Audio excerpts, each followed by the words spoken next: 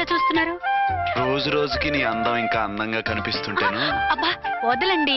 పెళ్ళాలు చెప్పే పరమ రొటీన్ డైలాగ్ ఇదే. స్టేషన్కి వెళ్ళొద్దా? నీ జీవితమే ఒక పోలీస్ స్టేషన్, అందులో నువ్వు ఒక ఖైదీవి, నీ మొగుడు ఒక inspector. You are under arrest. మీకు అసలు పగలు రాత్రి తేడా తెలియడం లేదు. ఓ సిప్పిచ్చిదానా, నిన్ను కలుసుకున్న తర్వాత నెలలు సంవత్సరాలే మర్చిపోయాను. ఇక పగలు రాత్రి ఏం గుర్తుంటాయి?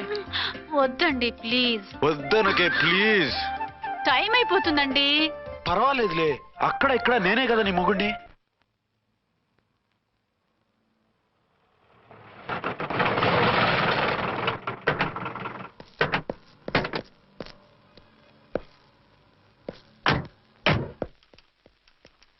సార్ సార్ ఎస్పీ గారు వచ్చారు.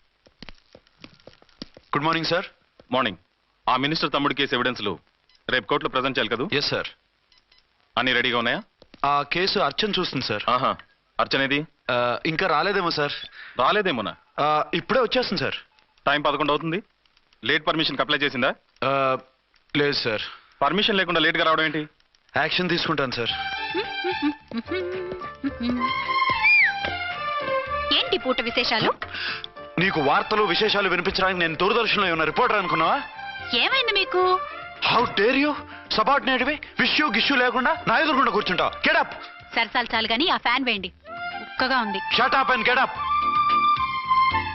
ఇప్పుడు టైం ఎంత అయింది? మీ చేతికి వాచి ఉందిగా. నేను టైం తెలుసుకోవడానికి నేను టైం ఆడట్లేదు. ఇంత ఆలస్యంగా ఎందుకు వచ్చావని అడుగుతున్నాను. మీకు తెలీదా? మొగుడికి చెప్పినట్టు ఏంటో సమాధానం? నేను ఇప్పుడు బాధ్యత కల ఓ పోలీస్ ఆఫీసర్ గా నీ పై అధికారిగా అడుగుతున్నాను, ఎందుకు ఇంత లేట్ అయింది? చెప్పాలా? చెప్పి తీరాలి. నా మొగుడికి 24 అవర్స్ అదే యావ. 5ంటికి లేచి ఇంటి పని, వంట పని, ఒంటి పని ముగించుకుని ఆఫీసుకు బయలుదేరడానికి డ్రెస్ మార్చుకుంటూ ఉంటే వెనక నుంచి కరెక్ట్ గా వచ్చి. ఇంకా సార్ ఆత్మనానా, నీ మొగుడు సరదాలు తెచ్చాలంటే సెలవు పెట్టి తీర్చుకో. ఇలా డ్యూటీ టైంలో కాదు. ఇదే ఫస్ట్ అండ్ లాస్ట్ వార్నింగ్. వెళ్ళి పని చూసుకో. Okay sir. Okay sir. మీరున్నారని ఎక్స్పెక్ట్ చేయలేదు sir. Okay okay, carry on. నాన్న, నీ కోడలు మూడెలా ఉంది? చాలా బ్యాడ్ గా ఉంది. ఏమాయ్? ఏమిటాయ్? దాహం వేస్తుంది, కాసిన మంచినీళ్ళు ఇవ్వు. తీసుకుని తాగు. అర్చే, నీ చేత్తో కాస్త టీ ఇవ్వరా. వెళ్ళి పెట్టుకో. ఎందుకులే, ఒకేసారి భోంచేద్దాం. వంట ఏం చేసావు? వంట ఏం చేస్తాం? తింటాం. బ్యాలెన్స్ ఉంటే పని మనిషికి ఇచ్చేసాం. ఆహా, పతివ్రత అంటే నువ్వేనే. నాకు ఈ పూట ఆకలిగా ఉండదని ముందుగానే కనిపెట్టేశావు. వైఫా మజాకా? షటప్. నీది మంచి మనసు కాబట్టి ఆ మాటతో ఊరుకున్నావు. అదే ఇంకో పెళ్ళాం అయితేనా? మీకు ఇంకో పెళ్ళం కూడా ఉందా? చిచి చిచి చి, ఇంకోటి పెళ్ళాం అనబోయి ఇంకో పెళ్ళాం అనేసా. ఏంట్రా, కోపమా? కాదు, తాపం. అయితే నేను తీర్చేస్తాగా. నన్ను ముట్టుకోకండి. అయ్యో, ఏ పొద్దున ఎస్పీ గారి ముందు అంత బిల్డప్ ఇవ్వాలా? ఏదో ఒకటి సర్ది చెప్పచ్చుగా. అక్కడికి మీరేదో సిన్సియర్ అయినట్టు, నేను చావటన్ అయినట్టు. అంటే చట్టానికి ధర్మానికి అదేంటి కింద పడుకున్నావు? చట్టానికి ధర్మానికి విలువ ఇవ్వాలి కదా. మీరు సిఐ గారు, మేము ఎస్ఐలం. మీరు పైన ఉండాలి, నేను కింద ఉండాలి. చిచి చిచి చిచి చి, అది బయట చెప్పే డైలాగు. భార్యా బిడ్డల కన్నా బాధ్యత గొప్పది కాదుగా. ఇది ఇంట్లో చెప్పే డైలాగ్. పడగొట్టి పని గడుపుకునే మగ మాటలు మాట్లాడకండి. మీ చేత తిట్లు చీవాట్లు తినే కర్మ నాకేం పట్టలేదు. ఎందుకు ఏడుస్తావు? ఇప్పుడు ఏమైందని? నేనెందుకు ఏడుస్తాను? ఆ తిక్కుమాలిన ఉద్యోగానికి రాజీనామా చేసి పారేస్తే ఏడవలసిన వాళ్ళే ఏడుస్తారు. ఆ పని మాత్రం చేయకేన అర్థంగి. దీనికి మాత్రం లోటు రాకూడదు. పెళ్ళానికి కోపం వచ్చినప్పుడే మొగుడికి మూడొస్తుందో. నాకే రావటం లేదు, వదలండి. నాకు వచ్చింది కదా, ఆటోమేటిక్ గా నీకు వచ్చేసింది.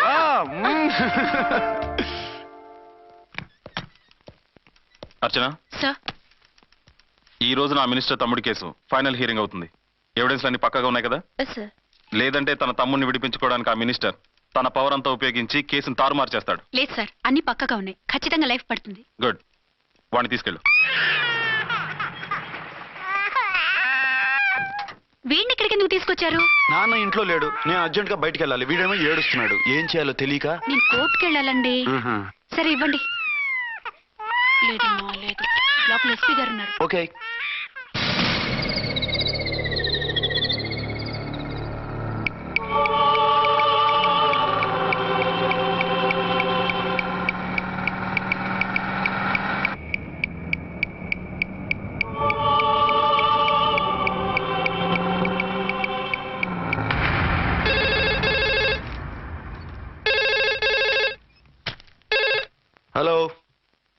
ఎస్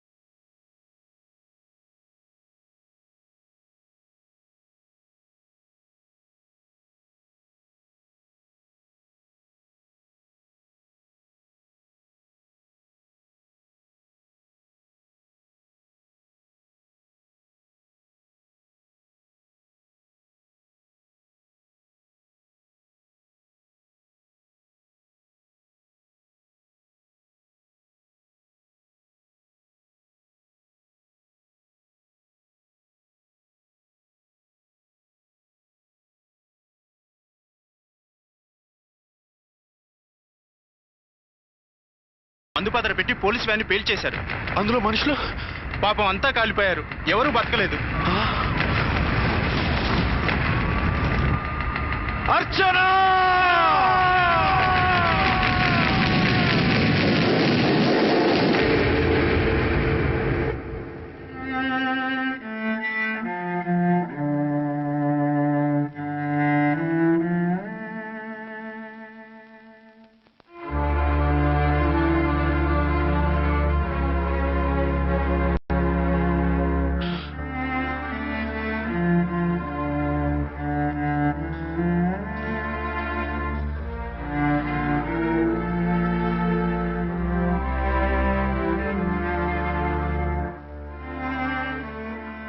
రెండేళ్లు పైనైంది వాళ్ళు నీకు దూరమై. ఇంకెన్నాళ్ళు ఇలా బాధపడతావు బాబు? నేను ఇలా చూస్తూ నేను తట్టుకోలేనురా. నువ్వు మళ్ళీ మామూలు మనిషి కావాలి. నువ్వు మళ్ళీ పెళ్లి చేసుకోవాలి. నాన్న, అవునరా. మరో పెళ్లి చేసుకుని నా అర్చనకు ద్రోహం చేయలేను. నిద్రాహారాలు మానేసి ఇలా కుమిలిపోతూ పిచ్చివాడు అయిపోయి మాకు ద్రోహం చేస్తావా? నిన్ను అర్చన్ని మర్చిపోమని చెప్పటం లేదు బాబు. అర్చనికి దూరమైన బాధను మర్చిపోమంటున్నావు. నా బిడ్డ ఎలాగూ పోయింది, కనీసం నువ్వైనా సుఖపడు. ఈ మాట అత్తగా కాదు బాబు, తల్లిగా చెప్తున్నాను. నేను అర్చన భర్తగానే బతుకుతాను తప్ప మరొకరి భర్తను కాను. నీకు చనిపోయిన భార్య ఒక్కరితే కాదురా, బతుకున్న తండ్రి కూడా ఉన్నాడు. నేను ఓ భార్యకి భర్తలేరా. భార్య లేని జీవితం ఎంత నరకమో నాకు తెలుసు. మీ అమ్మను మర్చిపోలేక ఆత్మహత్య చేసుకుందాం అనుకున్నాను. కానీ తల్లి లేని వాడివి, తండ్రి కూడా లేని అనాథగా మిగలకూడదని ఇంకా బతుకున్నాను రా. దాన్ని మర్చిపోలేకే ఈ తాగుడుకు అలవాటు పడ్డాను. నువ్వు నానా కాకూడదు, ఈ వంశం నీతోనే అంతరించిపోకూడదు. నీకు తోడు ఈ ఇంటికి ఆడదికు కావాలిరా. చనిపోయిన భార్య మీద ఉన్న ప్రేమ బతికున్న ఈ తండ్రి మీద ఉంటే పెళ్లి చేసుకో. లేదంటే చెప్పు, ఏ రైలుకెంతో తలబెట్టి చస్తాను. కాదనకు బాబు. మీకోసం కాకపోయినా మా కోసమైనా ఈ పెళ్లి చేసుకోండి సార్. మీరు ఈ పెళ్లి చేసుకుంటే పైనున్న అమ్మగారు కూడా సంతోషిస్తారు.